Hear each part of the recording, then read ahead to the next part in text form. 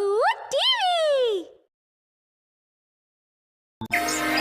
बलियापुर गांव में सोमू अपनी पत्नी मालती और बेटी प्रीति के साथ रहता था। उनके पास उनका एक बैल बादल भी था, जिसकी मदद से वो खेती करते थे। लो और खाओ, जी भर कर खाओ। आखिर तुम ही हो जिसकी वजह से आज हम लोग 2 वक्त का खाना खा पाते हैं। खाओ मेरे बच्चे। सोमू बादल को अपने बच्चे की तरह प्यार दुलार किया करता था। दोपहर में सोनू अपनी बीवी से, अरे ओ भाग्यवान, सुनती हो? जी हाँ आई। क्या हुआ? मैं बादल को नहलाने तालाब पर लेकर जा रहा हूँ और आते वक्त खेत से होता आऊंगा कि फसल कैसी हो रखी है। ठीक है? ठीक है, ठीक है। आपको तो बस अपने बादल के साथ समय बिताने का बहाना चाहिए। उसके बाद सोमू बादल को लेकर तालाब पर जाता है और उसे बड़ी अच्छी तरह से नहलाता है। मेरा सुखी परिवार जिसका है आधार, तू मेरे बादल यार, हाँ तू मेरे बादल यार। बादल बूढ़ा होने के बावजूद सोमू के साथ मस्ती में झूमता रहता है।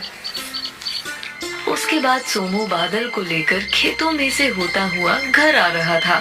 तभी रास्ते में उसे गांव का एक आदमी मिलता है। अरे सोमू भाई, क्या बात है भाई? बुढ़ापे में भी बादल की चमक तो बढ़ती जा रही है। इस बार की प्रतियोगिता की तैयारी हो रही है क्या?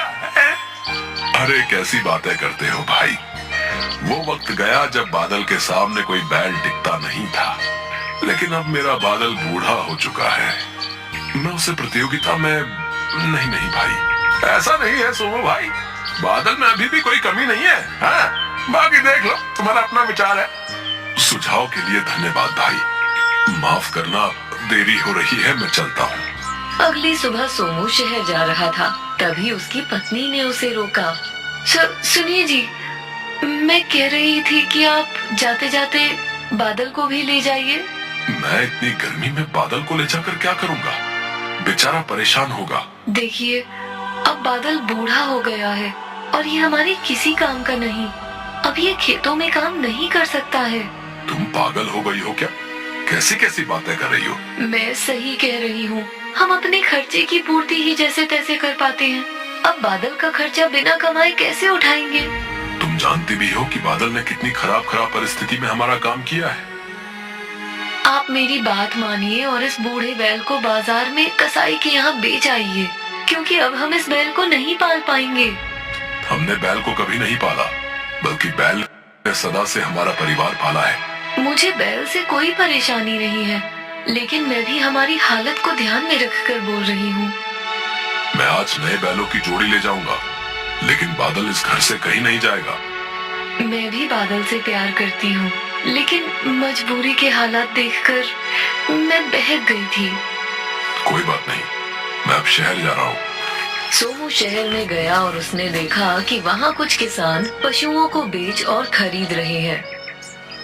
अरे ये भी सही है, सभी लोग मुझे जल्दी मिल गए हैं। अब यहाँ से एक सुंदर सी बैलों की जोड़ी खरीद कर घर ले जाऊंगा।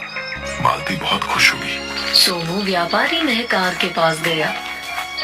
आइए आइए सोमू, और क्या हाल है?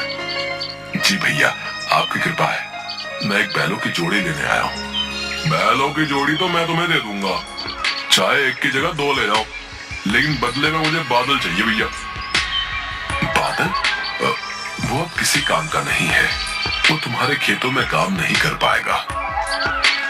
भैया, सभी चीजों की जिम्मेदारी मेरी है, तुम सिर्फ बादल दे दो। मैं बादल को बेचना नहीं चाहता, और वैसे भी उसे अब कोई नहीं खरीदेगा। मैंने पहले भी कई बार समझाया है और आज भी प्यार से समझा रहा हूँ कि चुपचाप बादल को मुझे दे दो। भैया, बादल मेरे बेटे जैसा है। जीवन भर उसने मुझे कमाकर खिलाया है। अब मैं उसे किसी को नहीं बेच सकता हूँ। मैं तुमसे अपने खेत वापस ले लूंगा, फिर तुम क्या करोगे? मजदूरी के लिए यहाँ वहां भटकोगे, लेकिन पूरे गांव में सभी मेरी बात मानते हैं। मेरे मना करने के बाद कोई तुमको काम भी नहीं देगा।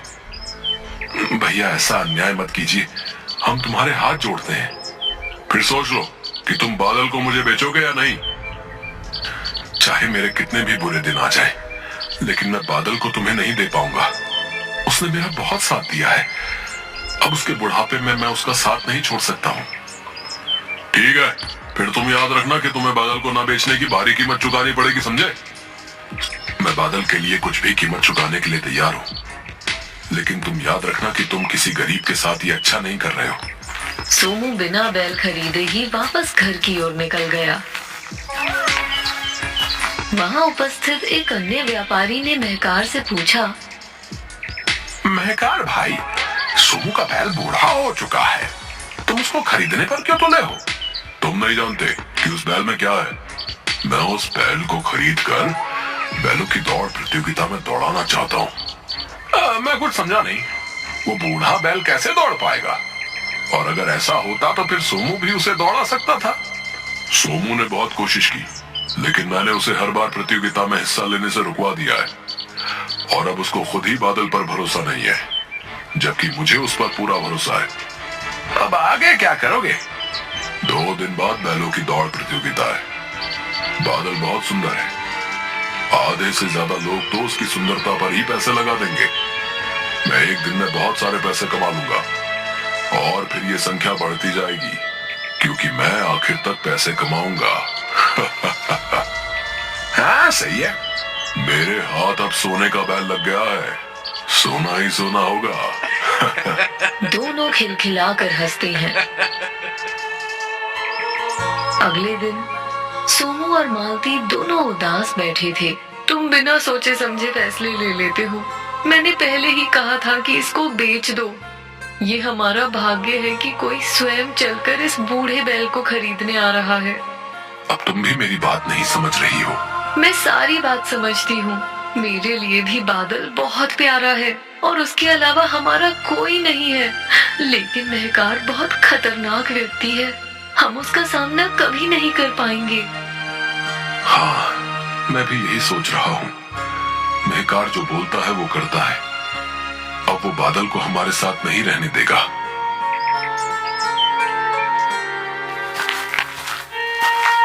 सोमू और मालती बादल को पकड़कर रोने लगे। सोमू उसको पकड़कर चूमता है और फिर रोता है। वो दुष्ट तुम्हें लेने आता होगा। मैं तुम्हें नहीं बचा पा रहा हूँ मेरे बच्चे। मैंने बहुत कोशिश की, लेकिन इस दुष्ट से तुमको नहीं बचा पाया, क्योंकि उसके सामने मैं कमजोर हो गया। हमें क्षमा कर देना बादल। अब तुमको दुष्ट से बचाना बहुत मुश्किल है। हमारे पास इतना समय भी नहीं बचा कि हम तुम्हारे साथ ये गांव छोड़कर भाग जाएं। बादल कुछ बोल नहीं सकता, लेकिन उसकी भी भावनाएं हैं। उसको सब कुछ समझ आ गया। उसकी आंखों से भी आंसू बहने लगे। सोमू ने बैल को खोला और रात में ही उसे महकार के घर बांध आया। मुझे माफ कर देना मेरे बच्चे, अपना ख्याल रखना। हाँ बस कर, अब बहुत हुआ तेरा काम, अब ये मेरा हुआ, जाओ यहाँ से। सोमू वहां से जाने लगा, लेकिन बादल की आंखों के आंसू रुकने का नाम नहीं ले रहे थे। लेकिन मजबूरन उसे वापस आना पड़ा। सोमू ने जब अगली सुबह उठकर देखा तो बादल बाहर खड़ा होकर घास चर रहा था। अरे बादल, मेरे बच्चे, तू आ गया। ये सच्चा प्रेम है, ये निस्वार्थ प्रेम है। मेरा बादल वापस आ गया। सोमू बादल से जाकर लिपट गया। तभी उसने देखा कि बादल के पैर में चोट लगी है। बादल मेरे बच्चे, तुझे ये चोट कैसे लग गई? जरूर ये दुष्ट महकार का ही कारनामा है, उसने ही तुझे मारा होगा।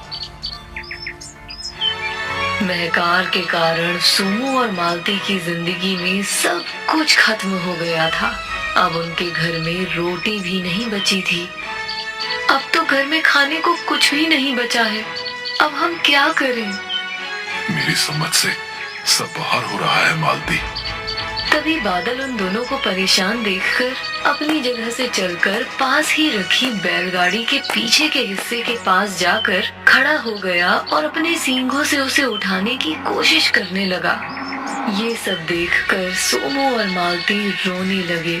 मजबूरी में सोमू ने बादल को बैलगाड़ी से जोड़ा और दिन भर सामान ढोने का काम किया। आज हमारे बुरे समय में बादल ही काम आ रहा है। मैं बादल से बिल्कुल भी इतना ज्यादा काम नहीं लेना चाहता था, लेकिन आज बादल ने बेटे से बढ़कर फर्ज निभाया है। उसने टूटी टांग से भी हमारे लिए रोटी कमाई है। सोमू और मालती दोनों की आंखों से झरझर आंसू बहने लगे। तभी वहां महकार आ गया। अब मुझे ही इस बादल को लेने आना पड़ा। इसकी टांग तोड़ने के बाद भी ये नहीं माना। मैं तुम्हारे आगे हाथ जोड़ती हूँ, मेरे बच्चे को मत लेकर जाओ। हाँ, बादल को छोड़ दो। इसके बदले हम जीवन भर के लिए तुम्हारे गुलाम हो जाएंगे। आज प्रतियोगिता है। मैंने बादल का नाम लिखवा दिया है और अब बादल मेरा है। मैं इसके लिए तुम्हें अब एक भी पैसा नहीं दूंगा।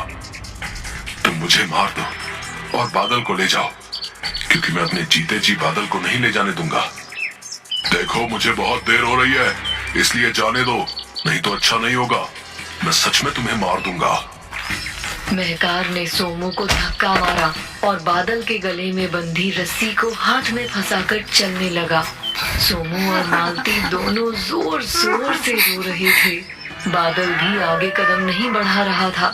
महकार उसे जबरदस्ती अपनी ओर खींचकर आगे ले जाना चाहता था।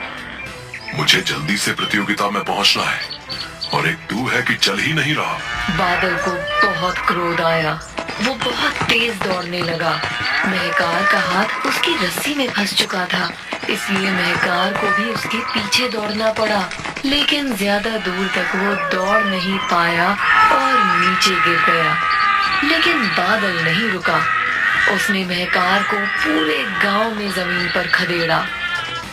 बादल, रुक जा मेरे बच्चे, वो मर जाएगा, रुक जा। गांव के सभी लोग ये देख रहे थे और कुछ देर में ही महकार की तड़प तड़प कर मौत हो गई। सोमू और मालती भी वहां पहुंचे। बादल, तुझे ये नहीं करना चाहिए था। ये तूने गलत किया। बादल ने जो आज किया वो उसकी मजबूरी बन गई थी। बादल दोनों के पैरों से लिपट गया। मालती और सोमू ने भी उसको गले से पकड़ लिया और तीनों का प्रेम अश्रु बनकर बह गया। बुरे काम का नतीजा बुरा ही होता है।